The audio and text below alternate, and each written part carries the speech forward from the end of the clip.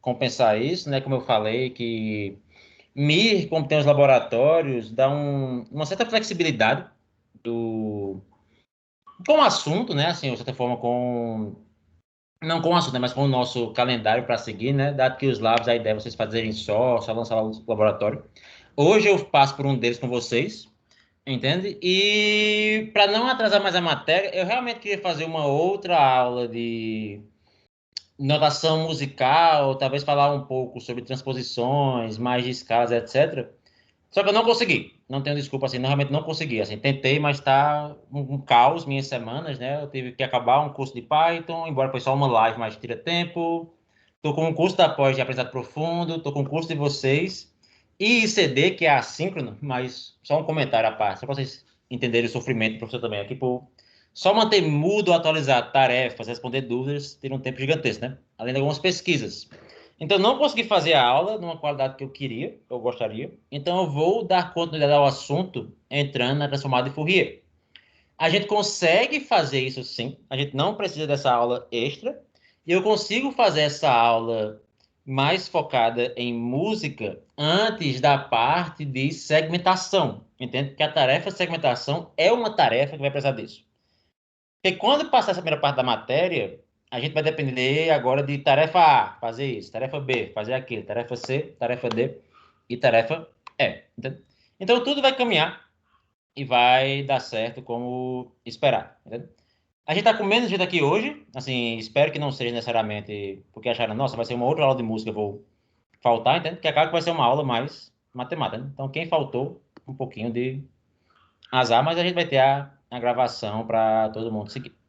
E hoje nós vamos falar do maravilhoso mundo de números complexos, entendeu? Porque números complexos é algo que, então, assim, também é uma aula base, é uma aula de revisão, embora não é uma aula focada em notação musical nem nada, mas números complexos, acredito ou não, vai ser uma base de tudo que a gente vai ver. Não, não é tudo não, números complexos, né?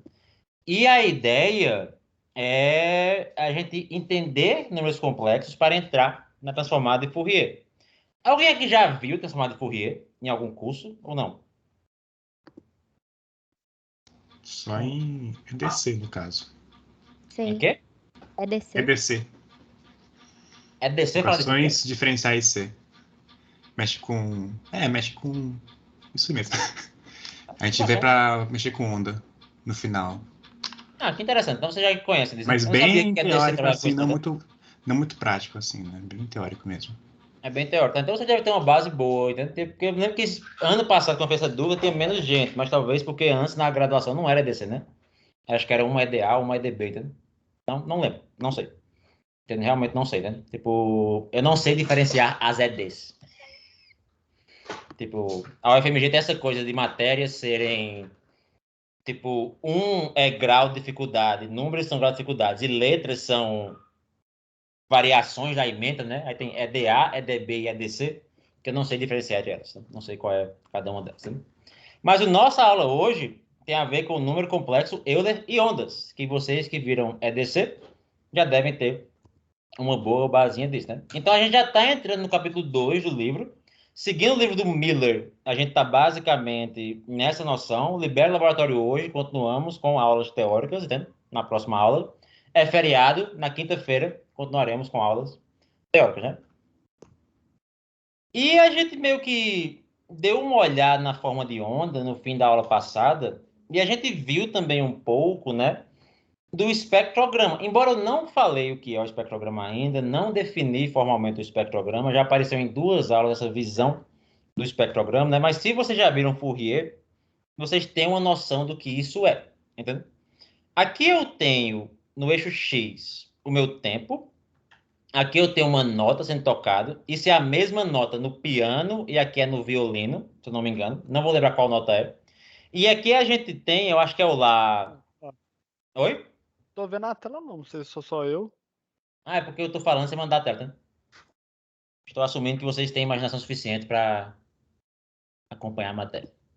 Vamos aqui compartilhar a tela. Compartilhar a tela. Novamente, gente, é pulando de uma reunião para outra, mas aí a gente esquece as coisas. Compartilhar a tela. Eu juro que algum dia eu paro esse comentário, mas vou fazer mais uma vez. Eu odeio o mundo remoto, né? Literalmente. Do fundo do coração. Alguém conseguiu fazer o ponto show tá no Windows? Daniel Ferreira perguntou isso. Alguém conseguiu, gente? O ponto show do 1021, né? Isso. Alguém conseguiu instalar o 1021 no Windows, rodar as coisas? Tá. Minha dica para todo aluno que usa o Windows é instalar o WSL. Quem já fez aula comigo sabe que eu sou um fã incondicional do WSL, né? O WSL vai dar para você basicamente um ambiente Linux dentro do Windows. E esse ambiente Linux dentro do Windows, eu consigo rodar um notebook Jupyter nele, que vai abrir a porta normalmente e conectar esse notebook via Windows. Então aqui eu tenho um Debian rodando dentro do meu Windows de forma magicamente. Sistemas operacionais é um assunto que eu acho fantástico, né? Tipo, eu posso também rodar outros terminais de outras distribuições de Linux se eu quiser. Então, caso você precise muito de Linux, use o WSL, que é o que eu uso hoje em dia para não ter que instalar um Linux em algumas máquinas. Em outras máquinas eu instalo um Linux, né? E deve funcionar, entende? Se não, eu chutaria que talvez seja algum problema com o seu tocador MIDI. Talvez tenha que ajustar os paths, né? Para o show mostrar a música, talvez o tocador MIDI esteja estranho. Mas na última aula, a gente viu um pouco sobre a forma de onda e o espectrograma, né? E aqui a gente vê basicamente que ao tocar essa nota no piano e no violino, é a mesma nota. Você vê que as mesmas frequências são realçadas. É isso que o espectrograma vai dar para a gente no futuro, quando a gente aprender o que é ele com mais detalhes, né? Então aqui eu tenho basicamente, possivelmente 440 Hz sendo realçado, vendo aqui a escala, né? Isso deve ser aquele lá padrão de afinação, entende? E você vê que as variações dele também vão sendo realçadas, né? E a gente falou isso na última aula, né? Por que isso acontece?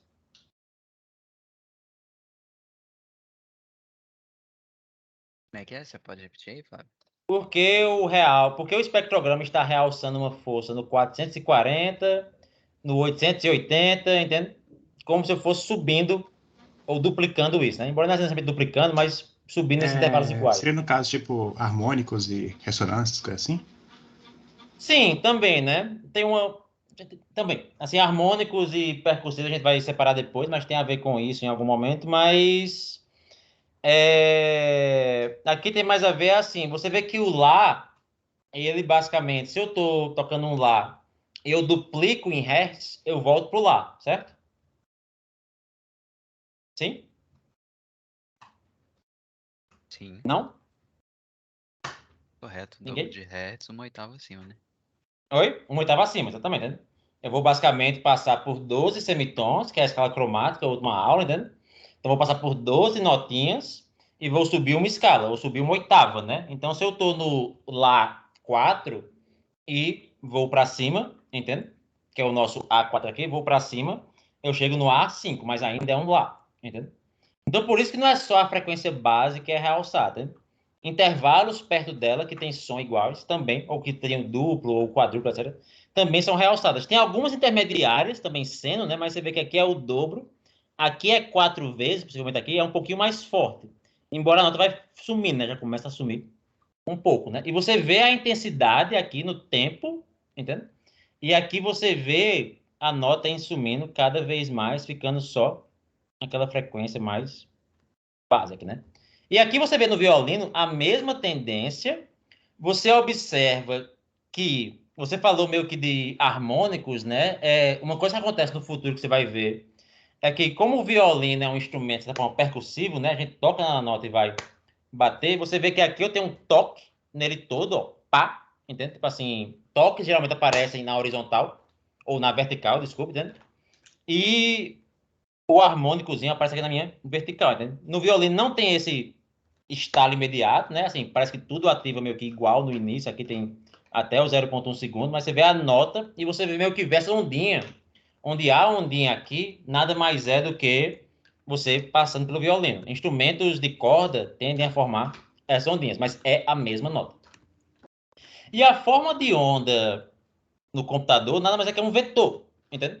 Então, se eu abro um song, ou se eu carrego uma música em Python, A gente não viu como fazer isso ainda, porque eu pulei um laboratório que era um pouco mais complicado, mas se eu vou numa biblioteca tipo LibRosa e mando o LibRosa carregar uma música, entende? Essa música vai vir como um vetor, entende? Onde cada elemento é tempo, ou uma noção relativa de tempo, entende? Tipo, a distância de uma célula para outra é uma duração igual, que tem a ver com minha frequência de amostragem daquele sinal musical, entende? E depois que eu pego essa minha nota, é que eu vou, depois que eu toquei, ou melhor, depois que eu peguei esse vetor, é que eu vou rodar a minha transformada de Fourier. Mas é que nada mais é do que o valor como sendo a minha intensidade. E sinais contínuos, de forma simples, a gente pode pensar neles como funções matemáticas, né? Então, f é uma função do tempo t, onde f, essa função, vai mapear t, um número real, e a saída da minha função também é uma imagem que é real. Entende? No tempo t, aqui, qual é a amplitude daquela minha nota que eu estou tocando, entende?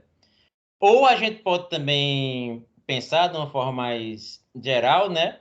Que a minha função f, ela vai mapear de real para complexo, dado que os números complexos incluem os reais, e isso vai ser um truque muito bacana para a gente hoje. Uma forma de onda que a gente pode ver muito simples é a função seno, entende? Onde aqui eu tenho minha função seno no tempo, e aqui eu tenho uma função basicamente seno com a frequência de 2t, aqui é seno com a frequência t qualquer, aqui com a frequência de 2t, né? Então no tempo aqui de dar uma volta, nesse aqui eu dou minhas 2 voltas, e eu tenho aqui basicamente a mesma função rodando, né? E acontecendo.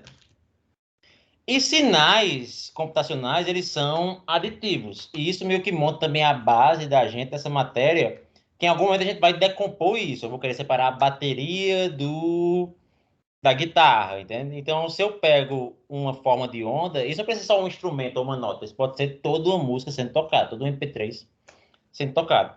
Então, se eu pego duas formas de onda, ou aqui três formas de onda, e somo elas, entende? Que é basicamente a soma das funções em t, que é f de t mais g de t, eu vou ter essa forma de onda um pouco mais complicadinha aqui, que isso começa a parecer mais com música, embora isso não vai soar muito bem, entende?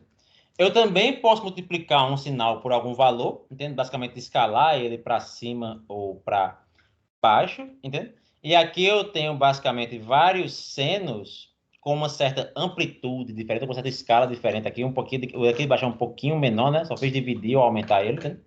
E isso vai impactar minha soma. Agora o nosso ponto de partida vai ser esse, né? Deixa eu ver se conseguir ouvir essa nota, né? Vamos tocar aqui. Dá para ouvir? Não. Não. Não, né? Porque eu tenho que aqui nas minhas configurações, já que eu estou no Windows, hoje, eu tenho basicamente que compartilhar o meu áudio. Como é que eu faço isso? Agora que eu entrei na chamada, eu não sei. Ele me deu essa escolha assim que eu entrei na chamada, né? Mas agora que eu estou na chamada, eu não sei mais o que fazer. Opções de reunião. Eu acho que tem que parar de compartilhar e compartilhar de novo. Eu acho que ele libera essa opção quando você vai compartilhar. É? Tiver que compartilhar. Certo. Incluir som do computador. Obrigado, Giovana. Você tem razão. E agora nós estamos incluindo o som do computador. E agora o que é que eu faço? Clique aqui na tela. E agora com vocês, o fantástico Dó na quarta oitava. Um C4. Deu para ouvir? Agora sim. Aí deu. Agora sim. Sim? Tá. Show. Sim. Então, nós temos aqui um C4, que é um Dó na quarta oitava. Se eu duplico a frequência, eu vou para um Dó na quinta oitava. Entende? Que é basicamente essa frequência de mais ou menos 261 Hz, né? E você vê que quando eu toco o piano, não vai sair 261 Hz de forma perfeita. Mas o que eu quero chegar, eventualmente, é numa função mágica, chamada da transformada de Fourier, que vai conseguir realçar para mim quais são as frequências mais presentes nesse meu sinal, entende? E aqui a gente pode ver que o 261 tem a maior magnitude no meu sinal. Porque se eu pego essa forma de onda perfeita aqui em 271 Hz, entende? Ela casa melhor com o meu sinal do que, por exemplo, se eu pegar aqui uma forma de onda D em 400 Hz, você vê que ela tem certas distoâncias com o meu sinal, embora parece que volta a casar também, C tem o melhor casamento. B não existe porque B que é label de figura, né? A é a figura inicial, B é outra figura, né? C, D e E são os casamentos e F é uma mapeamento de casamentos para cada uma das figuras anterior, entendeu? Então você observa que essa magnitude é bem mais alta. E isso aqui vai ser relacionado com a força do sinal ou a amplitude dele no meu eixo Y. Quando a gente fala de Fourier, eu entro mais sobre isso, né? E além disso, tem uma similaridade, né? Se eu pego uma onda, um seno, em 271 Hz, você vê que vai casar aqui certinho com minha onda. Se eu pego um seno em possivelmente aqui 522 Hz, deve ser por aqui, entende? Também vai casar bem na minha onda, na minha toque, que é outra frequência muito comum no meu sinal. Se eu pego uma frequência que não está presente no meu sinal, pode casar em algum momento e não casar em outros momentos, né? E a gente vai pensar por um tempo formas de ondas como sinusoides. Embora a gente use o termo sinusoides, entende? Qualquer função seno ou cosseno pode ser visto como sinusoide, entendeu? É algo que faz para cima e para baixo. Essa função no tempo t vai ter a minha amplitude, que está aqui a minha amplitude. Vai ter uma fase, onde eu posso deslocar o início dela para frente ou para trás, não tem que começar necessariamente no tempo zero, né? Não tem que começar o meu seno exatamente aqui, né? Eu posso começar o meu seno aqui, se eu quiser um pouco, né? Assim, meio que shiftar o tempo para frente ou para trás. Isso seria a minha fase. Vai ter também uma outra parte que não está aqui, que aqui é a minha frequência. E aqui eu vou basicamente converter de radianos para hertz, né? Que é o meu 2π ômega aqui, onde eu vou fazer essa minha mágica. Eu vou focar na forma de onda onde o A é uma raiz de 2. Eu vou entrar sobre isso já já. Essa raiz de 2 vai ser bem útil para a gente transformar de Fourier. Entende? E aqui, tudo que eu vou fazer um pouco é tentar chegar na base para que na próxima aula eu consiga chegar na transformada onde eu realmente extraio aqui o meu A, B, C, que é a presença ou a ausência de sinal na minha onda, com cada uma dessas frequências. Aqui eu estou vendo o mesmo sinal em fases diferentes. Aqui eu esqueci de falar um pouco sobre essa figura, né? Então aqui eu só tenho o mesmo sinal com uma fase, outra fase, outra fase. Você vê que algum deles casa melhor do que com a onda, né? Esse aqui em particular parece casar muito bem com essa onda. Esse aqui em particular não parece casar muito bem com essa onda. E esse aqui em particular não parece casar muito bem com essa onda. Parece que é o oposto dela. E já dá uma noção para vocês de como computar essa similaridade, entende? Eu vou pensar nas minhas ondas, eu vou pensar nessa minha amplitude aqui como sendo entre 0 e 1. Como eu tenho aqui um raiz de 2, eu vou escalar isso um pouco, entendeu? E se eu pego uma onda e faço o produto com a outra, se o produto começa a se cancelar, né? Se na hora que uma sobe a outra desce, isso aqui vai ser muito pouco similar. Se os dois produtos ficam muito perto, isso aqui vai ser muito similar. Já chego nisso já.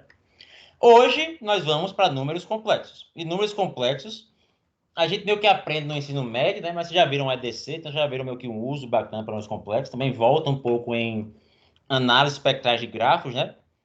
Nada mais é do que outra forma do que ver um número real. Gente, esse assunto é chatinho porque a gente não é acostumado a pensar em complexo. Eu não sou acostumado a pensar em complexo, até dar essa aula, que eu fico meio que relembrando como pensar as coisas em complexo, né? Mas o meu número complexo vai ser basicamente visto como um valor no eixo real. Vocês devem saber disso do ensino médio, entende? Onde aqui o meu valor do eixo real vai ser mostrado aqui como A, entende?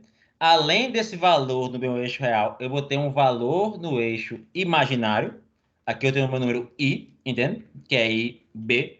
A gente meio que aprende que I é basicamente a raiz de -1, entendeu? É uma coisa que a gente tem que ver no nosso ensino médio, né? Mas uma forma muito bacana de pensar um número complexo é como esse vetor aqui, né? Que é o vetor que vai vir de acordo com B e A, e pensar em imaginário e real, nada mais como um certo plano, tipo um plano cartesiano. Né? Então, o meu número complexo é um vetor, entende? É um vetor que vai ter um valor em duas direções: valor real, valor imaginário, e esse aqui em particular está apontando para cá e faz esse ângulo aqui, entende? Quando eu estou nesse apontamento, né? Que eu posso computar aqui pelo cosseno ou pelo seno, né? Tipo, oposto, adjacente, esse tipo de coisa, né? Tangente, vou botar já, eu sempre confundo isso, mas eu volto isso. Eu tenho aqui a minha fase, onde eu basicamente desloco a minha sinusoide para esquerda ou para direita. Né? Eventualmente a gente vai focar na fase com maior similaridade com o sinal. Então, só para lembrando, né? Aqui eu tenho basicamente a mesma onda em fases diferentes, que eu fiz aqui em Python, né? Mas você vê que é a mesma onda. Se eu deslocar elas, elas casam uma com a outra, entende? Aqui eu tenho esse meu 2π ômega t menos a minha fase, onde basicamente, se eu tentar converter a minha onda para radianos por segundo, né? 1 radiano por segundo é basicamente 2π Hz por segundo. Então, se eu quero alimentar isso para mim, ou pensar isso em Hz, né? Eu jogo meu 2π para os lados, chegando aqui em 1 Hz é 2π radianos, entende? Geralmente as funções Python ou funções de código computacional funcionam em radianos, né? E eu jogo, posso aqui a minha conversão para Hertz, que a gente pensa em ondas no sinal musical em Hertz, né? Que a gente meio que vê o sinal musical, as notas, o Dó, o Lá, o Mi, o Ré, etc., como sendo Hertz. Então, isso aqui vai ser Hertz multiplicado por 2π, eu chego no meu radiano, né? Cada Hertz meu vira 2π radianos. Então, isso aqui, eu vou ter a minha, por exemplo, a minha frequência em Hertz ômega, a minha deslocamento, a minha fase em Hertz, esse meu fizinho, multiplico tudo por 2π, chego aqui em radianos, tenho aqui a minha onda cosseno em radianos. Tranquilo? Até agora? Show! O meu cosseno varia de -1 a 1, multiplico por raiz de 2, então isso aqui vai variar agora de raiz de 2 no máximo, raiz de 2 no mínimo.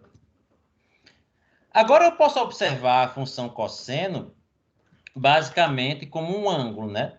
Então, assim, se eu pego aqui o meu eixo imaginário, aqui tem esse círculozinho interno, só para ajudar a gente, eu não consegui desenhar sem mostrar só o internozinho aqui, eu fiz meio que isso no PowerPoint, né?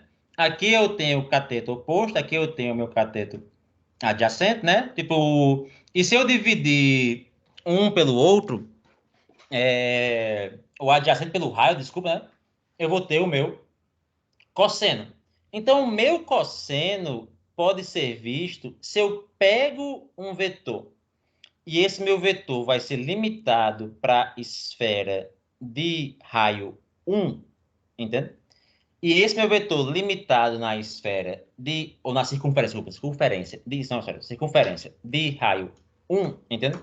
Como o cosseno tem a ver com o meu cateto adjacente dividido pelo raio, entende? Que é a minha reta aqui que vai chegar até o ponto, que é o meu raio, entende? Se o meu raio é sempre limitado a 1, o meu cosseno nada mais é do que o meu valor A. E o meu seno nada mais é do que o valor do meu cateto oposto. Quem lembra isso? Quem lembra de números complexos também, né? Em algum momento a gente pode pensar no nosso número complexo de outra forma. A gente pode pensar ele sempre como sendo numa circunferência limitada a 1. Eu tenho a direção, porque a direção não muda, então eu guardo a direção e guardo a minha amplitude, que é basicamente o meu tamanho do meu vetor. Entende? É outra forma de eu representar o número complexo. Eu realmente penso num vetor, onde esse vetor, o valor de x, o real, é entre 0 e 1, o valor de y, o real, também é entre -1 e 1, o valor de y, imaginário, é entre -1 e 1, e eu guardo em outro local só qual é o tamanho desse meu vetor para chegar no número complexo em si. Isso vai ser muito útil para a gente no futuro. E se você pensa numa rotação, aí aqui é que você fica bem interessante, né? Se você imagina que eu estou aqui, nessa minha caneta, eu estou aqui na minha circunferênciazinha, né? Se eu pegar aqui minha circunferência, eu estou aqui, né? E eu quero caminhar para cá, entende? Ou eu quero, de certa forma, chegar ou apontar para esse lado, né? A gente tem duas formas de pensar isso. Ou eu posso andar um cosseno mais um seno e chegar aqui, entende? Ou eu posso pegar, dado que esse vetor sempre vai ter aqui raio 1, e eu sei que esse raio é 1, eu posso rotacionar ele e chegar nessa mesma posição. Isso quer dizer que... Alguém? Ninguém? Oi? Que seno, mas que você não roda. Entendi? De certa forma, né? Então, assim, é a mesma noção, né? Esse é o mesmo percurso. E essa minha ideia, ela vai vir aqui, a minha forma de onda, eu posso... Não, você não. Tipo, peraí, aí eu tenho que... Isso, fique quieto. Eu tenho que pensar aqui, basicamente, na amplitude do meu vetor. Eu tenho aqui também a minha fase, que é... Eu vou ter que dar aula de outro canto da minha casa, porque senão esse cachorro vai destruir meu sofá novo. E eu não quero que ele destrua meu sofá novo. Então, eu tenho aqui que pensar na minha fase, entende? Que é, vamos dizer, onde eu começo. Eu posso deslocar isso um pouco. E essa minha linha aqui pode ser visto como a minha frequência ou a minha velocidade, né? O quão rápido eu vou dar essa volta nesse círculo. Isso é o mesmo conceito de antes, né? Então aqui eu tenho onde eu começo fase, frequência é quão rápido eu dou essa volta no círculo, né? Tá. Então a gente pode pensar nesse meu... Opa, calma, volta aqui para trás um slide, entende? Então 1 Hz é basicamente o tempo de dar essa volta, né? Onde basicamente isso pode ser visto como meu 2πr, né? Que é o diâmetro o perímetro do meu círculo, né? E se meu raio sempre é limitado a 1, entende? Então, isso vai ser só 2π, chegando na noção de que 1 Hz equivale a 2π, que eu sempre botei aqui um raio igual a 1. Então, ao usar o raiz de 2 aqui abaixo, tudo que eu estou fazendo é fixar a amplitude ou tamanho desse meu vetor, entende? Então, esse meu vetor sempre vai ter esse tamanho raiz de 2, não vai ser 1, ele vai ser um pouquinho maior, só que ele ainda vai rotacionar, entende? Ele ainda vai rotacionar para um lado ou para o outro. E se eu pego aqui agora, se eu conseguisse dar aula com esse cachorro, entende? Se eu pegar aqui agora, basicamente, o meu círculo, né? Eu posso representar ele de outra forma, que são coordenadas polares, para quem lembra de cálculo 1. Então, a gente vai lembrar um pouco do número complexo, onde a gente representa no ensino médio como parte real e parte imaginária, como está sendo mostrado aqui, né? O comprimento, que basicamente é o comprimento do meu vetor A, B, onde A pode ser uma posição em X, B pode ser visto como uma posição em Y. Eu guardo ele em algum canto. O comprimento aqui é o C, né? Que é o tamanho do meu vetor, ou a norma do meu número complexo. Então, se eu lembro um pouco de álgebra linear, né? Se eu tenho um vetor aqui com valores x1 e x2, o comprimento do mesmo, ou a norma, o tamanho do meu vetor, nada mais é do que x1 ao quadrado mais x2 ao quadrado. Tiro a raiz disso. Em número complexo, o comprimento do meu vetor, ou a norma dele, o comprimento do meu número, nada mais é do que parte real ao quadrado, parte imaginária ao quadrado. Guardo os dois e represento todo número complexo em menos 1 até 1, real imaginário, desde que eu guarde essa normazinha para uso futuro, né? Então, ao limitar a parte real e imaginária para ser entre menos 1 e 1, eu vou ter aqui o valor real como sendo o cosseno do ângulo e o valor imaginário como sendo o seno do meu ângulo. Agora, para esse meu mesmo vetor, ou para um vetor que aponta na mesma direção, ou que tem o mesmo ângulo, eu guardo a minha norma, como eu já falei. Então, a gente guarda o número basicamente por ângulo mais comprimento. E eu consigo voltar para o meu outro valor. E você observa aqui que para cada posição do vetor vermelho, seno e cosseno vai dar esse mesmo valor em real imaginário. Já disse isso um pouquinho antes, né? E agora vamos para pensar novamente naquela coisa que eu falei um pouco ainda agora, né? Como é que eu caminho em um círculo, né? Então, se eu paro para pensar que eu quero sair de uma certa posição e chegar em uma outra posição aqui, o que eu tenho que fazer? Eu tenho que andar uma posição em cosseno e uma posição em seno, entende? Essa uma posição em cosseno e uma posição em seno, tudo que eu vou guardar agora é que cosseno é um número real e seno eu tenho que multiplicar por i, porque isso representa um número imaginário. Agora, se eu penso em radiano, se eu penso que eu estava apontando para cá, e se eu penso que eu sempre consigo apontar, ou apontar para o 1, eu consigo ver o 1 na minha frente, dado que eu limito para 1 na minha frente, outra forma de pensar isso é que eu peguei esse meu 1 na minha frente e fiz assim, rotacionei para o lado, entende? E eu estou olhando agora para a mesma posição.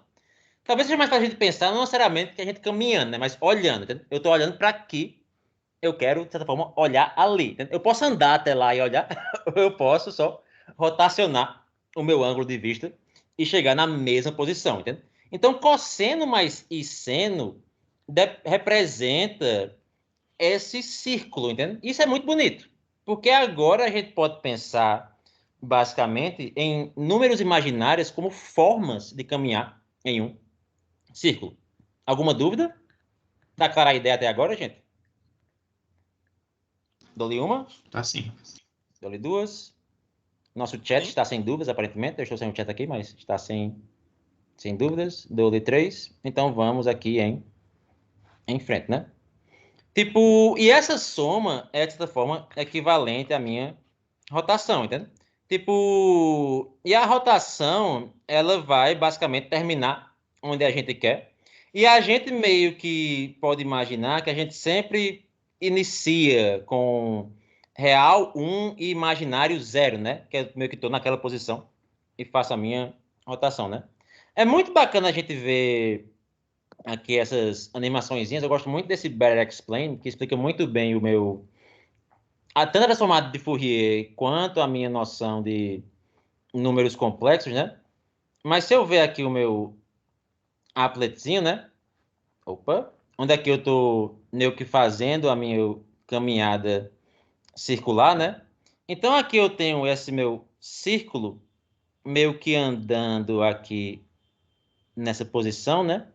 Agora, se eu mensuro só o valor em real, por exemplo, você vê que o valor em real, ele tem cara de uma forma de onda, né? Você vê aqui, basicamente, que eu tenho aqui, vamos ver, 1, 0, menos 1, 0, 1, 0, menos 1, 0, né? 1, menos 1, 0, 1, 0, menos 1, 0. Agora foi, né? Tem que ver meio que as bolinhas meio que circulando, né? Então, toda vez que eu penso nesse meu círculo complexo, né? Eu posso ver o seno e o cosseno, né? Onde o cosseno vai ser a minha parte real e o seno seria aqui a minha parte imaginária, né?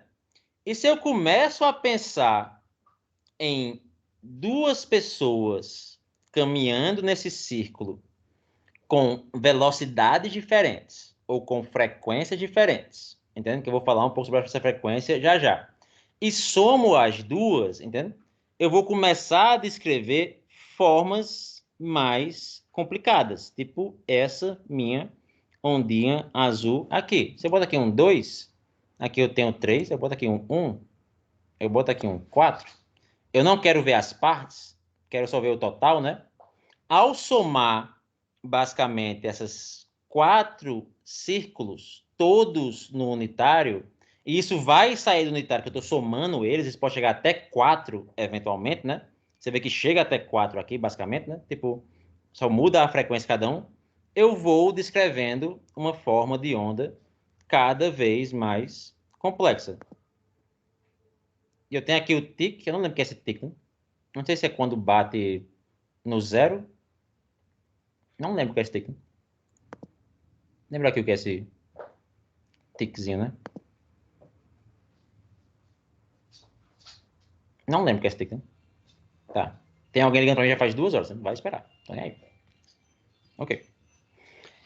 E o que Euler fez foi basicamente representar essa rotação, né? Então, se eu paro para pensar... Opa, peraí que eu dei aqui um salto gigantesco na minha vida. Já cheguei em Euler, pensar aqui dentro. Então, se eu quero parar para pensar que na equação de Euler, o que Euler acaba ligando, ou o que Euler provou, entende? Eu não sei como Euler chegou nessa intuição, entende? É que E elevado a I θ, onde aqui θ pode ser visto a frequência que eu estou andando, entende? Que também vai ter a ver com esse meu grauzinho, ou com esse meu ângulozinho aqui, né? Dado que aqui eu tenho cosseno θ e seno θ, já, não vai ser a frequência, desculpa, aqui eu vou botar a frequência aqui dentro, multiplicando isso já. Mas o que Euler chegou para pensar foi, olha, eu consigo achar a expressão que E elevado a I θ é basicamente a mesma coisa de andar em cosseno e seno. Você, não. Gente, vocês acham que é fácil dar aula do cachorro em casa? Entende? Ele fica querendo atenção, entende? Ele quer que você fique com ele o tempo todo. Pausa pro meu lindo cachorro que está aqui, entende? Tipo, eu vou mostrar o cachorro muitas vezes se mexendo. Nem se preocupe com isso. Então, basicamente, aqui, o que foi que Euler fez para chegar nessa prova, né? Então, ele quer provar que E elevado a I θ é cosseno mais seno. Se a gente lembra de cálculo 1, a gente pode ver que o cosseno de um valor, entende? Esquece a frequência por enquanto, eu falei frequência, eu errei aqui, mas o cosseno de um valor qualquer pode ser visto como essa série. 1 menos x ao quadrado 2 fatorial, mais x à quarta 4 fatorial, mais x à oitava 8 fatorial, menos, e por aí vai, entende? E se eu pego o seno, aqui eu errei algum valor, isso aqui era para ser um menos, isso aqui não era para ser um mais, isso aqui era para ser um menos, então vamos só para o vídeo corrigir os nossos erros. Então, isso aqui era para ser um, bom, quem estiver vendo vai ver isso. Então, esse aqui, eu ia meio que escrever aqui na tela, mas eu estou sem conseguir escrever na tela, ultimamente. Então, esse aqui era para ser um menos, e a vida meio que segue. O meu seno vai ser x menos x ao cubo sobre 3 fatorial, mais x à quinta sobre 5 fatorial, menos x à sétima sobre 6 fatorial.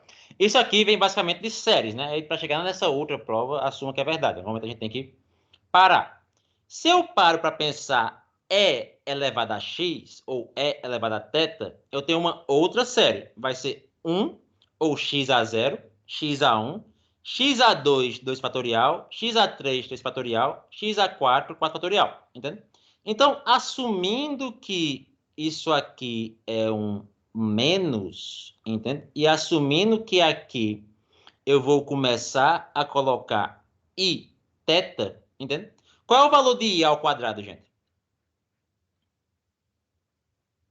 Menos 1. I ao cubo.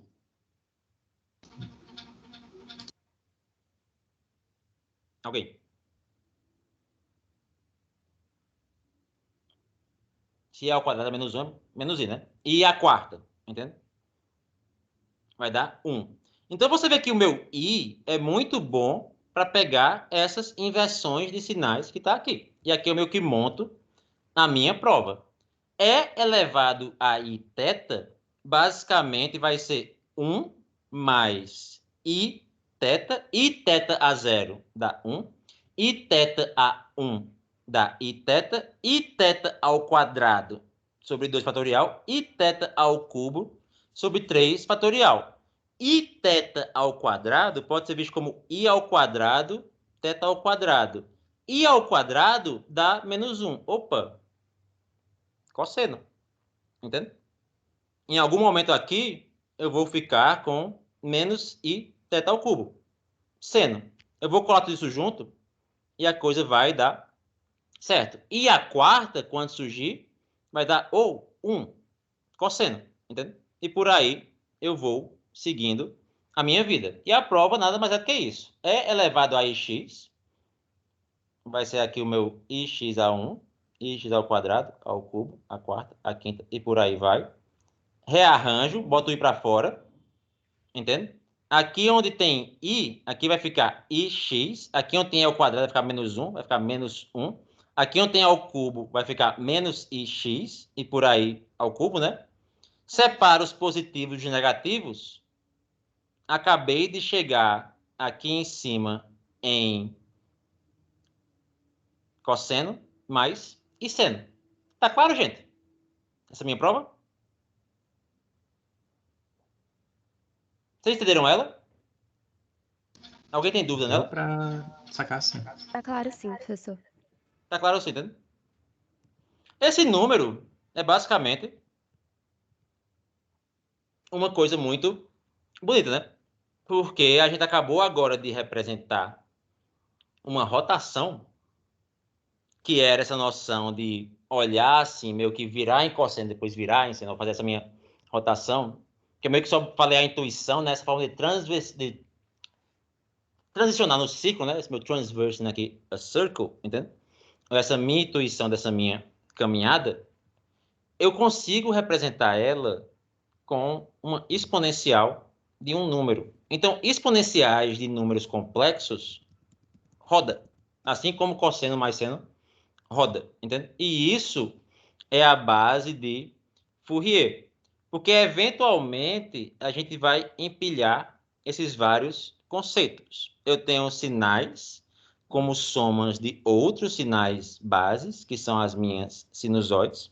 Eu tenho números complexos como minhas rotações. E eu tenho basicamente a soma de duas sinusoides como outra sinusoide. Se você para pensar no que é a transformada de Fourier, ou se eu pego aqui o que é a transformada de Fourier, que a gente vai meio que provar em outras aulas, entende?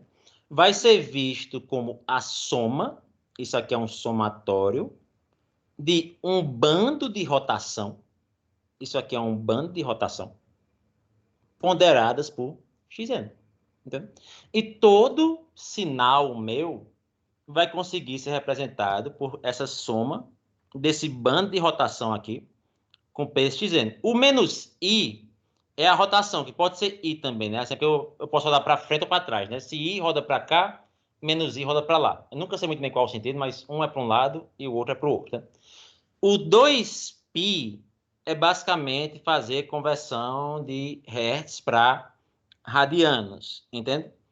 O meu K nada mais vai ser do que uma frequência. O meu Kn sobre N nada mais vai ser do que representar uma minha frequência, né? Então, outra forma de entender essa equação, e eu quero chegar a ela daqui em algumas aulas, eu gosto muito desse troço aqui, é basicamente some várias rotações ou várias contribuições dessa frequência ponderada por esse valorzinho aqui, xn. Para entender ou para encontrar a energia, assim, seria meio que a transformada oposta, né? Tipo de Fourier, eu posso ver também quão forte é aquela frequência naquela posição do meu tempo. A gente vai chegar na próxima aula falando um pouco mais sobre isso. Deixa eu ver o que mais de slides eu tenho aqui, né? Aqui eu estou chegando perto do fim dessa aula, né? Então, se eu pego aqui, para falar do laboratório, né? Se eu pego aqui o meu lab, entende? Se eu somo o meu seno mais cosseno, vocês podem observar que seno mais cosseno pode ser representado também como apenas um cosseno, entende? Então, aqui eu tenho uma função seno. Cadê minha função seno? Eu não tenho minha função seno. Aqui eu tenho a função seno mais cosseno. Opa, desculpa, a soma do gênero. Tem aqui a função seno mais cosseno. Aqui eu tenho uma função cosseno. Aqui eu tenho alguma coisa que eu esqueci meu plot. O que eu estou plotando aqui? O que eu estou fazendo? Y é seno mais cosseno. Verdinho é cosseno. Aqui eu tenho o meu cosseno. Aqui eu tenho o meu raiz de 2 cosseno, que está aqui.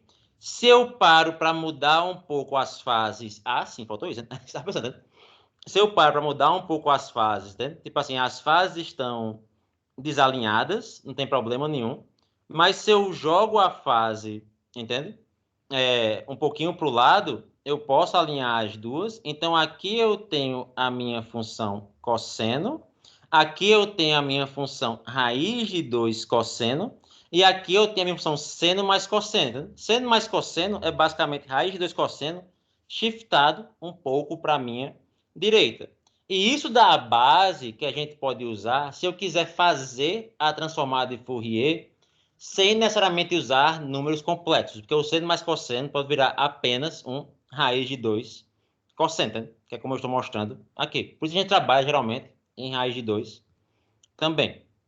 E a gente pode pegar essa minha fórmula de Euler, né? E pensar aqui nessa minha soma, né? Do seno e cosseno. É meio estranho de pensar, mas se eu pego aqui o meu E elevado a I θ como sendo cosseno mais seno, é a mesma coisa de E elevado a I θ, e se eu vejo essa bolinha circulando aqui, que ela vai meio que circulando, né? Igual a gente viu na nossa animaçãozinha lá, quando ela vem para cá, eu vou estar perto de um seno 1 e mais perto de um cosseno 0. Quando ela está aqui, eu vou ter realmente seno 1 e cosseno 0. Quando eu venho para cá, eu tenho um seno perto de 1 novamente e um cosseno negativo. Aqui eu vou ter menos 1 e 0, né? Então, cada posição dá essa minha linha seno e dá essa minha linha cosseno também. A soma das duas, que o E elevado a I θ é um pouco isso, só que o meu I está representado, o meu seno está representado num eixo imaginário, pode ser visto como o meu raiz de 2 seno mais cosseno com um certo shiftzinho para a coisa dar certo. É como se eu visse essa onda, é como se eu estivesse olhando para essa onda não só em X ou não só em Y, mas eu estivesse olhando para as duas ao mesmo tempo. Entende? Que isso dá o meu seno mais cosseno. Seria outra forma de pensar, né? Que é basicamente o meu vetor. Ainda é um senoide. E agora que eu tenho tudo isso, eu consigo começar a pensar na minha transformada de Fourier como tendo essa base aqui, E elevado a I2π f t. O que é E elevado a I2π f? Às vezes vai ser ômega, às vezes vai ser teta. É um pouco o erro meu de notação, né? I2π, 2πf nada mais é do que o quão rápido eu ando, entende?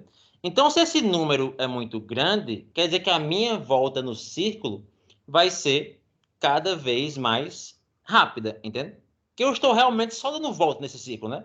Se esse número é pequeno e eu faço E elevado a θ, depois 2θ, 3θ, entende? Mas se eu faço, em vez de 2, 3, eu faço 4, 8, 16, multiplico tudo por 2, né?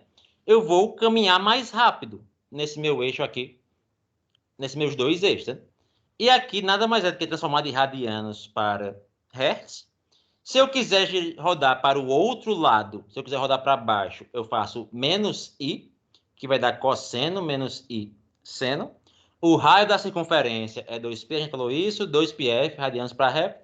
Quanto maior f, mais rápido eu dou a minha volta. Maior é a frequência do meu sinal.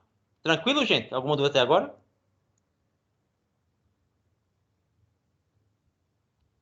Por que isso aqui aumenta a velocidade, né? Porque se isso aqui é o cosseno desse ângulo, se eu multiplico tudo por 2, o meu ângulo vai aumentar por 2, né? Então eu vou meio que mais rápido. Mas só falar, alguém falar. Professor.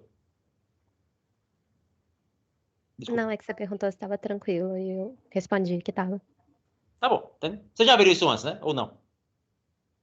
Só pra saber como é que tá. Eu sempre comparo uma turma com a outra. Né? Alguém nunca viu isso antes?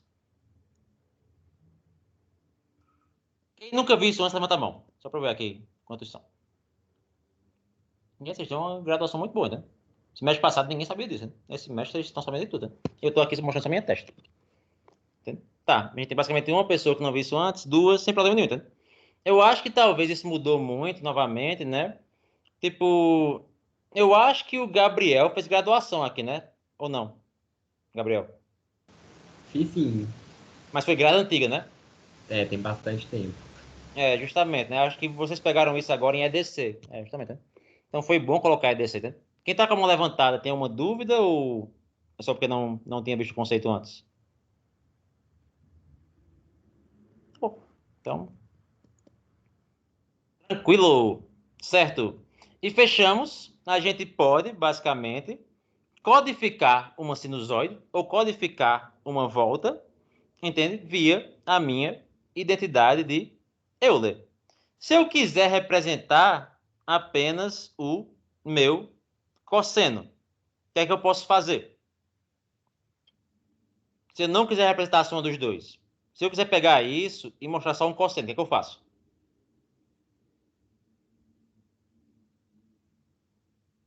Eu tenho que zerar esse termo aqui, certo?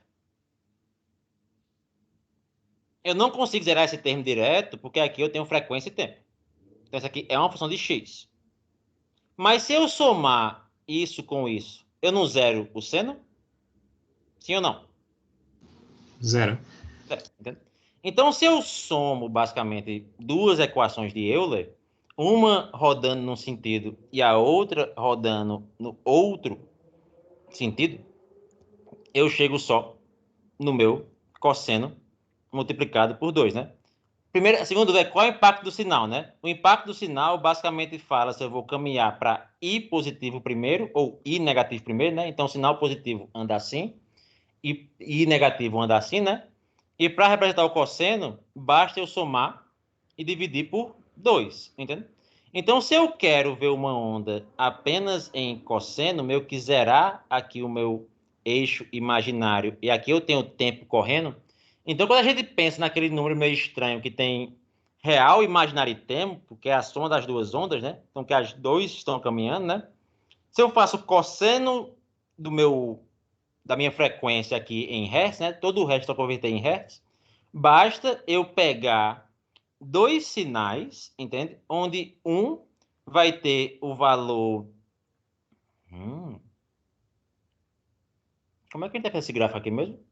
Aqui eu tenho o eixo real, aqui eu tenho o meu eixo imaginário, aqui eu tenho esse sinal, meio que essa onda para cá, esse outro sinal, essa onda para cá, né? A soma dos dois, não era para estar imaginário aqui não, entendeu? Tipo, tá, eu não vou entender essa figura aqui não, gente. Eu não vou lembrar como eu interpreto esse meu 3D aqui real, imaginário, tempo não, entende? Tipo, eu realmente não lembro, né? Eu sei que isso aqui é a frequência de um, aqui é o oposto da frequência, eu sei que somar isso com isso, eu meio que zero um, só fico com o outro, mas parece que eu tô ficando com o oposto. Eu não tô lembrando muito bem como interpretar essa figura não, mas saiba que é isso que acontece, né? Então, eu posso codificar essas várias ondas somente via a minha identidade de Euler. Basta eu escolher ou saber definir exatamente quais ondas eu vou usar para definir o sinal, que é justamente a transformada de Fourier. E isso fecha uma pequena introdução a números complexos como rotações. Espero que tenham gostado de números complexos como rotações. No meu tempo de aula restante, entende? O que eu vou fazer com vocês é pegar só um link aqui que eu não abri, só lembrar se tem uma coisa interessante nele para passar, e lançar os laboratórios. Eu já consegui lançar 2 lá para vocês, né? Vou lançar logo 2 logo, né? É bom que eu ganho tempo, eu ganho mais aula. Né? Tipo... E são 2 labs muito simples, né? Poderia muito bem ser um só. Mas só pegar aqui esse linkzinho aqui. Não é esse. Desculpa. Esse aqui. Não é esse. Mas se eu pegar aqui o meu Better Explained, que está aqui, o link anterior dele, ou o primeiro link dele, se eu for aqui no meu Home, deveria ter aqui um linkzinho que eu perdi. Então, eu perdi. Então, basicamente, só explicando a equação de Euler, entende? Ou a identidade de Euler, que vai ser assunto de um laboratório, né? Outra forma de eu pensar na identidade de Euler é eu pensar em se E elevado a ix, aí eu só vou botar aqui frequências em hertz. Se E elevado a ix é cosseno mais I seno, entende? E elevado a I pi, porque cosseno de pi vai dar -1 e seno de pi vai dar 0, é basicamente igual a -1. A identidade de Euler, embora é uma métrica, é uma formulazinha que parece meio tola para muita gente, né? Assim, tem umas coisas muito bacanas sobre ela, né? Assim, ela é dita como a equação matemática mais bela que existe, porque ela tem exponencial, porque ela tem números imaginários, porque ela tem geometria, que é π, porque ela tem 1, que é basicamente 1, que é o número 1, porque ela tem negativo, se você quiser. Se você jogar para o outro lado, você tem outro número muito importante na matemática, que é 0. Você vai ter basicamente uma soma, que é π mais 1 é igual a 0. Você vai ter exatamente uma multiplicação, que é i vezes π, e você vai ter exatamente uma exponenciação. Então, você tem um de vários conceitos bases da matemática, entende? E essa equação bizarra, que demorou muito tempo para a gente entender o que era ela, é basicamente assim, se você pega um monte de matemática e mostra ela, entende? Vai sair deles sinais neurais igual a quando eles veem uma bela obra de arte, entende? Já foi um experimento feito, sabe? Porque isso aqui é dito como a equação mais bela já feita. A noção de entender isso é o que eu fiz aqui na aula para vocês, do meu cosseno mais i seno. Laboratórios de vocês vão ser o quê? Fechando esse nosso comentáriozinho aqui, né? Então, eu tenho aqui isso. Eu tenho Mir. Eu tenho Labs. Eu vou lançar o meu Lab 1 e Lab 2 do semestre passado, onde o nosso Lab 1 vai ser para vocês compor músicas. E o Lab 1 e 2 acho que dá para rodar no Colab. Eu acho, não, dá não, porque o Lab 2 precisa de... O Lab 2 precisa de... Não tem Lab 2, abre o Lab 3, desculpa. Lab Files. Files geralmente é quando tem música, né? Abre o Lab 3, desculpa. Lab 2. O meu Lab 2... Isso, é basicamente provas com Euler. Lab 1, vocês vão instalar o Music 21 na máquina de vocês. Quem não instalou ainda, trate de instalar. Então, basicamente, a noção que vocês têm, ou o problema que o nosso colega teve no início da aula, vai acontecer. Além do Music 21, instale o LilyPond e o MuseScore. Talvez seja o problema no Windows, que isso não aconteceu, entende? Configure ele direitinho, deveria configurar sozinho no Windows, não sei porque não configurou, mas instale o LilyPond e o MuseScore. Além disso, vocês vão começar a usar a biblioteca Librossa, que eu não passei por ela ainda, mas vocês já podem ir passando por ela, vocês são alunos avançados. Vocês vão responder questões como aumentar uma oitava, e você vai basicamente escrever isso. Vocês vão basicamente mostrar isso em MIDI, mostrar isso em partitura. Vocês vão gerar uma música que toca a sequência de Fibonacci, vai ser belíssima, entende? Vocês vão ouvir a sequência de Fibonacci. No Music 21, quando você rodar aqui esse pitch em Spanish, você vai ouvir, de certa forma, você vai ver o nome da nota espanhol, vai vir um dó, si bemol, qualquer coisa, que não é o... Não se ouve não, eu ia falar assim, não. Você vai só ouvir o nome em espanhol. Aqui a gente vai fazer uma outra coisa que eu não sei. Vocês vão fazer algumas conversões de notas, entende? Em MIDI, para vocês saberem o que é. Vão bater com o Music 21. Vão observar a música no Piano Roll. E como eu não gosto de XML, mas XML é muito utilizado, vocês podem ver também sua música em XML, né? Mas você olha lá a sua música em XML. Primeiro lab é bem simplesinho. Segundo lab, ou lab 2, a gente vai brincar com a identidade de Euler.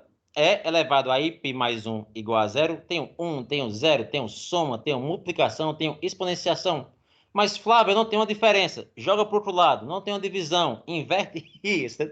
Não tem um log. Tira o log. Vê o oposto. Vai-se embora. E você tem aqui tudo acontecendo uma única vez. E vocês vão fazer alguns plots para representar esse seno mais cosseno, para ver isso no círculo, entende? Para ver essa dimensão ocorrendo. Vocês vão ver alguns plots também da rotação. Vocês vão provar a equação, que não é difícil. Vocês vão fazer código Python para rodar a equação de Euler. Vocês vão aproximar seno e cosseno por Euler e vão provar algumas identidades com Euler que serve para a nossa prova. Nossa prova vai ter provas, sim, com números complexos de Euler. Então, por enquanto, a matéria está entrando na parte numérica, só que de forma mais lenta. Eu ia ter mais aulas de música, não consegui entrar agora, mas na próxima aula eu falo de amostragem de sinais. Quinta-feira eu consigo montar uma aula de amostragem de sinais. Depois 2 aulas de Fourier. Depois a gente vê as tarefas e eu volto para a música quando conseguir. Alguma dúvida? Tranquilo? Não? Ok. Eu só uma dúvida geralzão, assim. Quando a gente roda o Fourier no arquivo de áudio, o que sai é um espectrograma, né? Isso. Que é algo que não tem parte imaginária nem nada disso. Então, acho que a dúvida que eu tenho é pra onde que vai todo esse pedaço imaginário e dar conta. Ótima dúvida. Um número imaginário pode ser visto como o quê? Seria um número com 2 componentes, né? Ser E como um vetorzinho no espaço 2D, né? como um vetorzinho no espaço 2D. Se eu tenho um número imaginário muito pequenininho, entende? 0.00001 real e 0.00001 imaginário, certo? Certo. Eu tenho um número muito grande, 10 milhões de reais e 10 milhões imaginários, certo? Correto. E eu quero só ver a grandeza deles. Como é que eu faço Uhum. esses vetores? Se você quer, tipo, a norma desse vetorzinho que eles formam? Isso. Então, se eu tirar a norma do meu número complexo, eu não vou ter o número complexo todo, porque falta o ângulo, né? Uhum. Mas eu tenho uma noção de grandeza. Sim. Que seria Então, o... Tá. então, o espectrograma que está aqui, para quem já viu ou para quem quer talvez pular um pouco e entender o que é um espectrograma, nada mais é do que esse valor, que é a grandeza de um número complexo, entende? Que eu não sei a parte imaginária, mas eu sei que quanto mais alto, maior é. Então, quanto mais alto aqui, mais frequente é essa onda nesse sinal. Massa. Além disso, eu tenho aqui em várias posições do tempo. A transformada de Fourier não me dá noção de grandeza no tempo, faz isso por sinal como um todo. Então, o que eu faço é rodar um Fourier com uma janela deslizante. E aí eu chego no meu espectrograma. Tá claro, Gabriel? Sim, eu ainda tenho umas coisinhas, mas eu já dá pra ter uma ideia aí na direção certa. Do que está acontecendo, isso. É, A gente valeu. vai ter uma aula só com a prova de Fourier, entende? E a prova de Fourier é demoradinha, entende? Mas só para, tipo assim, é bom a gente ver a prova, que a gente vê a equação e ver a intuição, entende? Mas a intuição já pegaram. Se vocês querem ver um vídeo muito bom sobre Fourier, né? Mas eu vou mostrar na próxima aula, né? Ou na outra aula, que é o 3 Blue, 1 Brown, meu que mostra você desenhando tudo com Fourier. Deixa isso para depois, para não pular muito assunto. Aí Jonathan estava com a mão levantada. Jonathan. O professor já estava levantado já, perdão. Da hora anterior. Esqueci de Tá bom, abaixo. vou lançar os labs de vocês, 2 labs simples para a gente terminar até quinta, dia 4. Tá de boa? Tá de boa. Confio que vocês vão dar conta, né? Quinta-feira a gente conversa. Se não der. São 2 labs bem simples, gente. Então lança já esses 2 para vocês ir praticando a matéria. Entendo que é bom que eu já corro para corrigir eles, não tem correção automática, né? Para não atrasar a nota, como eu faço às vezes. Né? Dia 2 não tem aula. Dia 4 a gente pega o lab. Quinta-feira voltamos com a amostragem de sinais, talvez. Mas espero que sim. Tchau, tchau. Mas tem aula, com certeza. Tchau, tchau, gente. Falou. Tchau, professor. Nossa, até mais, né? Valeu. Até mais, professor. Obrigada.